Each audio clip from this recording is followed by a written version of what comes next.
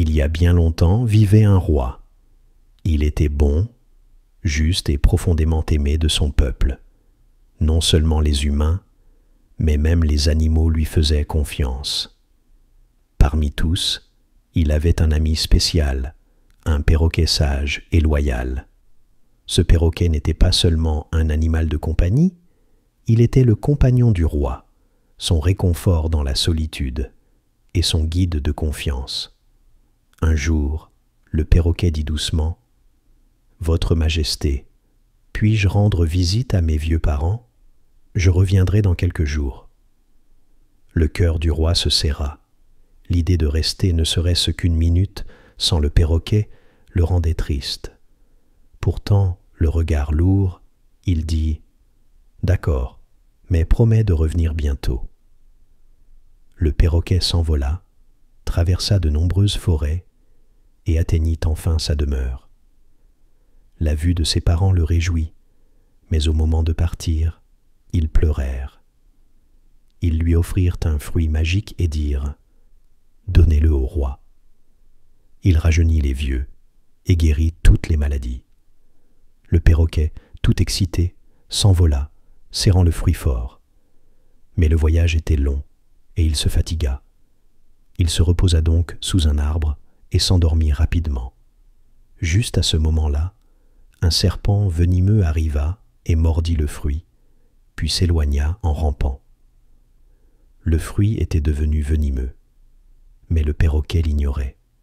Le perroquet revint joyeux et dit : « Votre Majesté, ce fruit est pour vous. Il vous gardera jeune et en bonne santé pour toujours. » Le roi sourit, mais son ministre l'avertit : « Monseigneur, goûtez-le d'abord, et si c'était dangereux. » Ils en donnèrent donc un morceau à un serviteur. Quelques instants plus tard, le serviteur s'effondra et mourut. La joie du roi se transforma en rage. « Ce perroquet a essayé de me tuer. » Il cria : « Décapitez-le immédiatement !» Le perroquet pleura, mais il ne put se défendre.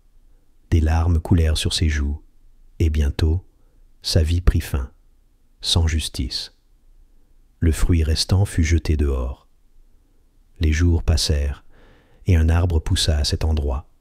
Il porta bientôt le même genre de fruit. Le roi avertit tout le monde : « Ne mangez pas de cet arbre. Son fruit est toxique. » Mais le destin en avait décidé autrement.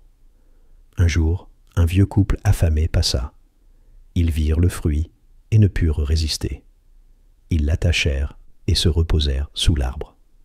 À leur réveil, quelque chose d'incroyable se produisit. Leurs rides avaient disparu. Leur corps semblait fort. Ils étaient de nouveau jeunes.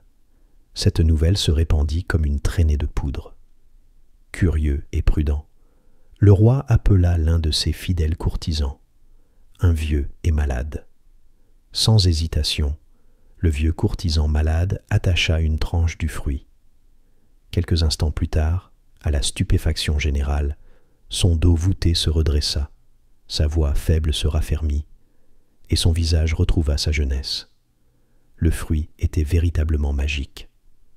La vérité frappa le roi comme un coup de tonnerre. Ce perroquet était innocent. Il m'avait apporté ce cadeau. Son cœur était empli de culpabilité et de chagrin. Des larmes lui montèrent aux yeux tandis qu'il murmurait le nom de son ami le plus fidèle. L'arbre est toujours là, mais plus que l'arbre, l'histoire demeure. Une histoire qui nous apprend, 4.06, à ne jamais prendre de décision sous l'effet de la colère ou se fier uniquement aux conseils des autres. Utilisez votre cœur et votre esprit. Parfois, ceux qui nous aiment le plus sont ceux que nous comprenons le moins. À force de juger, nous oublions de ressentir. La vraie sagesse ne consiste pas à réagir vite, mais à s'arrêter, à écouter et à choisir la bienveillance. Même lorsque le doute obscurcit la vérité, une mauvaise décision prise malgré tout peut coûter toute une vie de loyauté. Alors, avant d'agir, interrogez votre cœur, pas seulement votre tête, car le regret est toujours plus fort lorsque l'innocent se tait.